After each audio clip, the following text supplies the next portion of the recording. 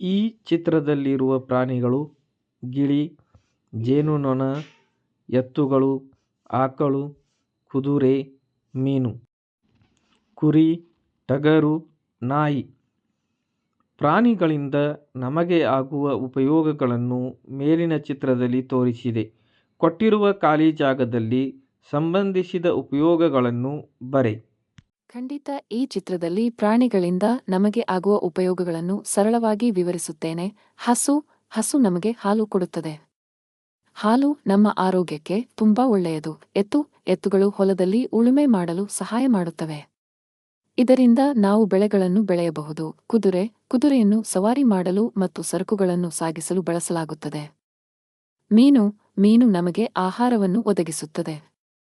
ಇದು ಆರೋಗ್ಯಕರ ಮತ್ತು ರುಚಿಕರವಾದ ಆಹಾರ. ನಾಯಿ ನಮ್ಮ ಮನೆಯನ್ನು ಕಾಯುತ್ತದೆ ಮತ್ತು ನಮ್ಮ ಸ್ನೇಹಿತನಾಗಿರುತ್ತದೆ. ಜೇನುನೊಣ ನಮಗೆ ಜೇನುತುಪ್ಪವನ್ನು ಕೊಡುತ್ತದೆ.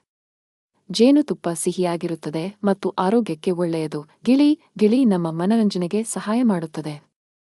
ಇದು ಮಾತನಾಡಲು ಮತ್ತು ಹಾಡಲು ಕಲಿಯುತ್ತದೆ. ಕುರಿ ನಮಗೆ ಉಣ್ಣೆ ಕೊಡುತ್ತದೆ. ಉಣ್ಣೆಯಿಂದ ನಾವು ಬೆಚ್ಚಗಿನ ಬಟ್ಟೆಗಳನ್ನು ತಯಾರಿಸಬಹುದು. ಈ ಪ್ರಾಣಿಗಳು ನಮಗೆ ಹಲವಾರು ವಿಧಗಳಲ್ಲಿ ಸಹಾಯ ಮಾಡುತ್ತವೆ. ಅವು ನಮ್ಮ ಜೀವನದ ಒಂದು ಪ್ರಮುಖ ಭಾಗ.